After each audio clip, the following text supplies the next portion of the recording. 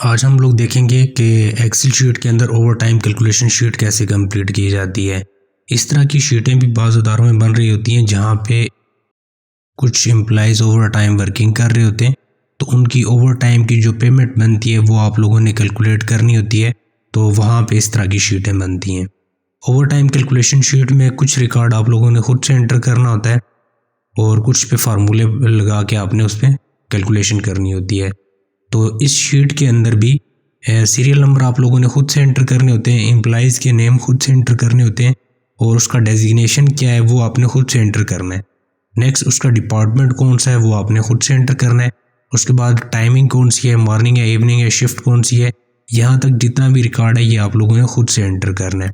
उसके बाद नेक्स्ट आप लोगों ने यहाँ से आगे फार्मूले लगाने स्टार्ट करने।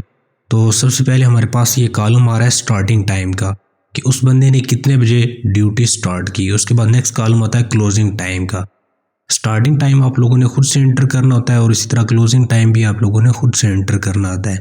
तो स्टार्टिंग टाइम एंटर करने से पहले हम लोग यहाँ पे एक शॉर्ट कमांड मैं बताने जा रहा हूँ, ये आप लोग अपने पास नोट भी कर लें, आपको याद होनी चाहिए कि एक्सेल शीट के अंदर करंट टाइम ऐड करने की शॉर्ट कमांड है control shift plus semi colon.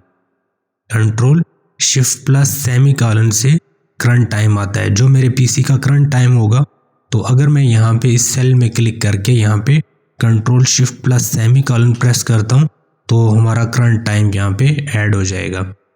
अब ये करंट टाइम ऐड करने का मकसद क्या है, ये करंट टाइम मैंने यहाँ पे क्यों ऐड करवाया है। करंट टाइम ऐड करने का बेसिकली मकसद ये है कि आपने स्टार्टिंग टाइम उस बंदे का जितने बजे उस बंदे ने ड्यूटी स्टार्ट की उसका स्टार्टिंग टाइम आपने खुद से एंटर करना है।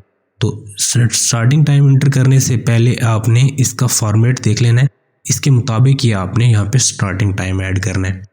तो सपोज करें एक बंदा है, उसने ड्यूटी सुबह 8 बजे स्टार्ट की, तो यहाँ पे मैं लिखता हूँ 08।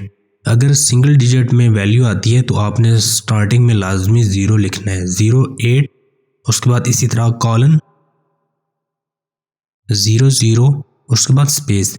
यहाँ पे देखें इस टाइम के दरमियान और AM के दरमियान स्पेस है, तो आपने भी यहाँ पे स्पेस दे के यहाँ पे लिखना है AM। अक्सर यहाँ पे गलती की जाती है, अगर फॉर्मेट दुरुस्त नहीं होगा तो आपका आंसर दुरुस्त नहीं आएगा। तो AM लिखा हुआ है, जो करंट टाइम है AM कैपिटल लेटर में लिखा हुआ है, तो आपने भी AM कैपिटल लेटर में लिखना है और उसके बाद स्पेस भी देनी है। अगर स्पेस नहीं देंगे, AM स्मॉल लेटर में लिख देंगे तो वैल्यू एरर आएगा। इसी तरह एक बंदे ने ड्यूटी स्टार्ट की सुबह 8 बजे और उसके बाद ड्यूटी को एंड किया शाम 9 बजे, तो यहाँ पे मैं लिखता हूँ 09 कॉलन, उसके बाद 00 स्पेस PM। इसी तरह एंटर प्रेस करता हूँ तो यहाँ पे 8 AM 8 बजे उसने ड्यूटी स्टार्ट की और शाम 9 बजे उसने ड्यूटी को एंड किया। स्टार्टिंग टाइम भी आप लोगों ने एंटर करना है और क्लोजिंग टाइम भी आप लोगों ने खुद से एंटर करना है, लेकिन टाइम एंटर करते हुए फॉर्मेट का आप लोगों ने ख्याल रखना है। अगर फॉर्मेट में गलती करेंगे तो आपके पास आंसर दुरुस्त नहीं आएगा। उसके बाद नेक्स्ट कॉलम आता है वर्किंग आवर्स का। वर्किंग आवर्स वो आवर्स होते हैं जो किसी भी ऑफिस के अंदर वर्किंग, जो ऑफिशियल वर्किंग टाइम होता है वो आप लोगों ने, वो हमें पता होता है कि ऑफिशियल हमारे ऑफिस के अंदर वर्किंग आवर्स कितने हैं। बाज़ अदारों के अंदर ऑफिशियल वर्किंग टाइम ज़्यादा होता है, बाज़ में कम होता है, तो वर्किंग आवर्स वो वाले होते हैं। तो आपने वर्किंग आवर खुद से एंटर करने हैं। सपोज करें ज़्यादातर मैक्सिमम वर्किंग आवर्स जो होते हैं वो 8 होते हैं, तो मैं यहाँ पे वर्किंग आवर्स ये आपने खुद से एंटर करने होते हैं। तो यहाँ पे भी वर्किंग आवर्स मैं खुद से एंटर कर लेता हूँ। इसका कलर मैंने कलरफुल इस कॉलम को इसीलिए रखा हुआ है कि ये वाले रिकॉर्ड आपने खुद से एंटर करना होता है, वर्किंग आवर्स आपने खुद से एंटर करने होते हैं। उसके बाद नेक्स्ट आपने काउंट करना है नंबर ऑफ आवर्स वर्क। वैसे ऑफिस की जो वर्किंग टाइम थी वो थी 8 घंटे, लेकिन आज इस बंदे ने कितने घंटे काम किए वो आपने यहाँ पे काउंट करना है और number of hours work count करने हैं आपने। तो उसके लिए हम लोग यहाँ पे फार्मूला लगाते हैं, is equal to HOURR bracket start, closing time का सेल एड्रेस, क्लोजिंग टाइम में से माइनस करना है स्टार्टिंग टाइम को। उसके बाद इसी तरह ब्रैकेट क्लोज और एंटर प्रेस करता हूँ मैं तो नंबर ऑफ आवर्स वर्क यहाँ पे हमारे पास आ गया 13 आवर्स आ गए। तो यहाँ पे अक्सर एरर आ रहे होते हैं।